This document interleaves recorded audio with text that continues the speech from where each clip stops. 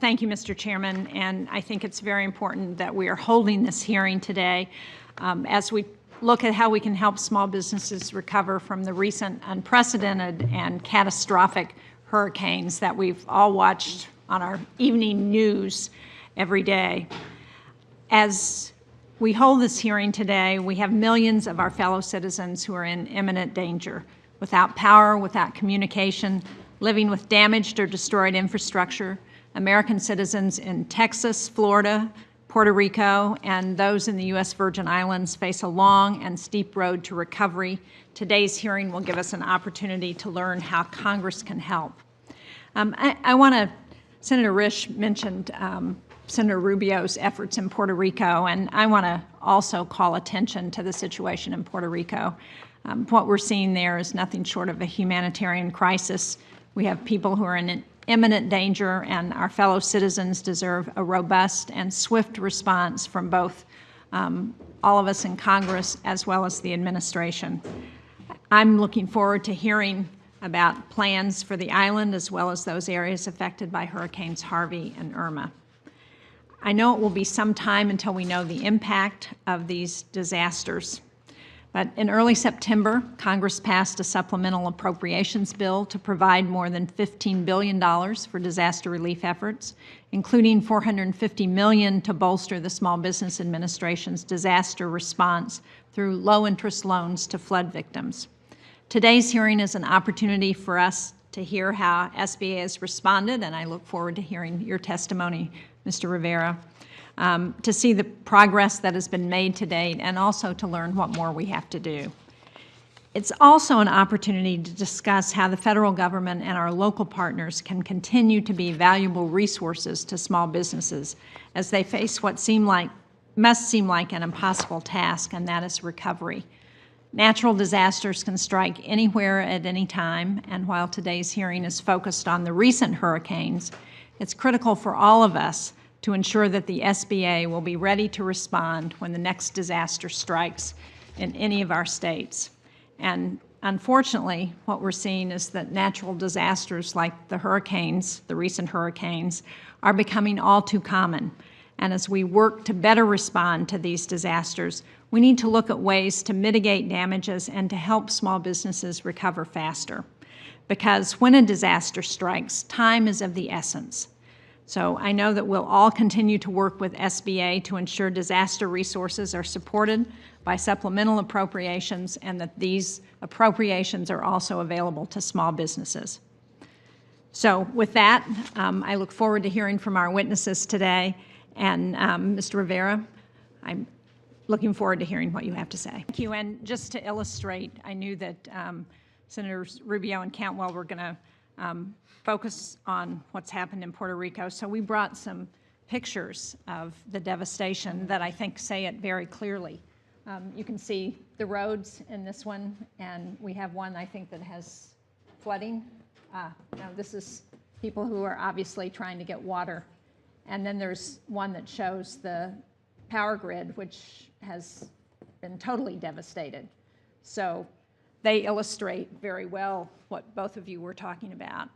And we did have General Dunford, the chairman of the Joint Chiefs of Staff, before the Armed Services Committee yesterday, who got asked, as my colleagues on the committee know, got asked about Puerto Rico, who said that they were ready, were trying to do everything they were being asked to respond. And so I think if we think there are other things that they should be doing, that we should share that with General Dunford and Secretary Mattis. I heard from, before this hearing started, from Representative Nydia Velázquez, who is the ranking member on the House Small Business Committee. She was born in Puerto Rico. She represents a district that has many people who have family in Puerto Rico. And like Senator Rubio, she was in the island over the weekend and saw the crisis firsthand. And she asked if I would ask a couple of questions, Mr. Rivera, at this hearing today. We all know that SBA has opened multiple disaster recovery centers in Florida and Georgia due to Irma, but none yet on Puerto Rico. And as we know, the island has few natural centers, natural resource centers to help those who have been affected by the hurricane. So can you speak to how many disaster recovery centers that SBA plans to open in Puerto Rico and how soon you think they might get up and running? Thank you for your question. We were actually on Puerto Rico when the first disaster hit, Wilma, and then obviously we sheltered in place approximately 10 to 15 of our staff that were on the ground that were mobilized from the states into the island. We have 5 or 6 local hires that are still there, so everybody's accounted for. So thank God for that. That's great. From our perspective, what we're doing right now is we are closely following FEMA. We're going out into the communities with FEMA to do the registrations, to do that type of work. The challenge you've mentioned is that everybody's mentioned here is we're in response mode. There's only so much we can do when we start the recovery piece. So, you know, the priority obviously is the food, the water, the electricity, and so as you know, we're on the ground. We've been on the ground, and as soon as they start opening up recovery centers or business recovery centers, we'll have that opportunity with the local small business development centers. We'll work through that process. It's premature for me to say how many we're going to be open, but we're going to be there for the long term. And do you expect to be in other locations beyond San Juan? So we actually have a physical presence also in Virgin Islands. We will never forget our islands. We got St. Thomas, St. Croix, and Puerto Rico that are also very important. We have some 3 staff, I think, when I looked at this morning's report, that are actually on St. Thomas. The challenge again is just the infrastructure in place, and once this gets stood up, and we're working through that process right now, how can we think differently? Because if you don't have the electricity and we're automated from that perspective, how do we get into these communities? And that's what we're working closely with FEMA to figure out. So is there anything this committee can do to support SBA's efforts in any of these areas? But I know in particularly in the islands where they've had so much devastation and have so little infrastructure left.